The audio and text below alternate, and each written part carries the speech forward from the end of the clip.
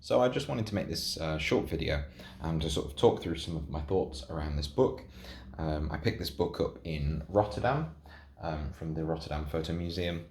Um, and I haven't done any research, but I wanted to sort of talk through some of my initial thoughts just from looking at the book. Because though we're not creating a book, we're creating an exhibition, I found the relation between context quite interesting. And also, it's quite interesting to think about this book in terms of how it would be exhibited, because the type of work that it is, it's about repetition, it's about kind of creating a feeling through the repeat themes, and really driving home that point. So I don't know how you would put that into a space, an exhibition space. So White Crow, it's by Hans Boll. This is an image on the front, and that comes into play later. And then there's an image on the back, a sort of silvery, washed out, sleeping face. So we have the in title, and then this initial image, which sort of sets up the book quite nicely. This high contrast bird in flight. And then some text. Now, there's not very much text in this book. There's about 3 pages of text, and they're all very short. But I think they're very important, and I think it's quite interesting to think about, how the book would exist without this text, and how the book would exist if there was more text. So this reads, "Goodbye, Father, I say to no one anymore." And I find it interesting why it's in 2 languages. I presume it's English and the author's sort of native language. And this text, though it's short, it sets up our expectations for the rest of the book. It's about his father, and "Goodbye, Father, I say to no one anymore." It's about loss. And then we have a crow waiting. On a purely technical note, I find it interesting how this book is made up of folded pages. I don't know why that is. So we have these birds in flight, and then this image, presumably his father.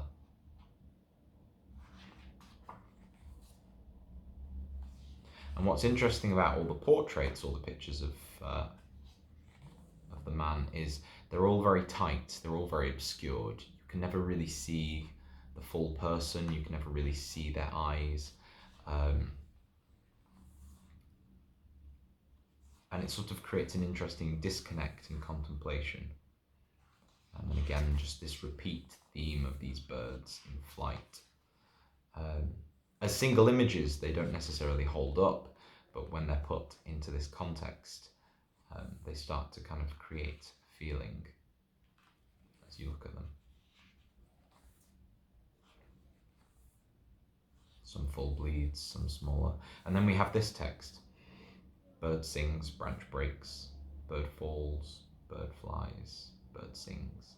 And so to me, this sort of tells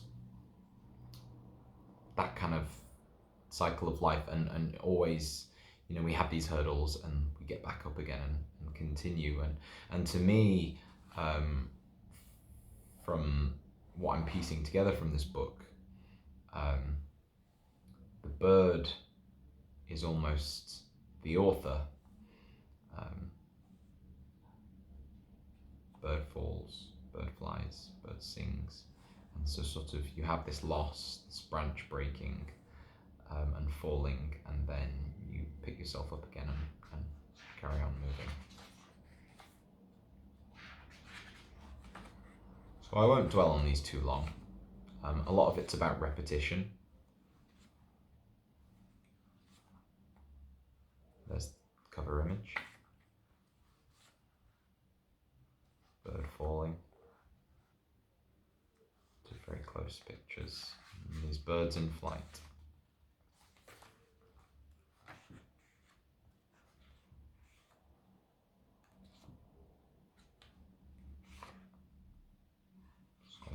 interesting image, very dark, double page spread.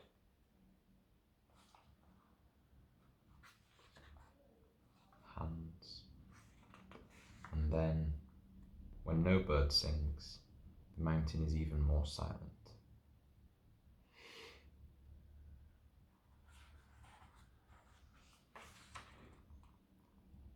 And then this image, which I find quite interesting. Again, this is the cover image, but it's a sort of bird again, but in the distance, blurred, sort of rising and leaving, almost foggy. And so, to me, this book, without any other context, is about loss. It's about, it feels like his father maybe has a terminal illness, and it's a sort of contemplation of that, and how you lose a loved one. So yeah, I'm interested to find out more about this book, but those were my initial thoughts and just a bit of a run through.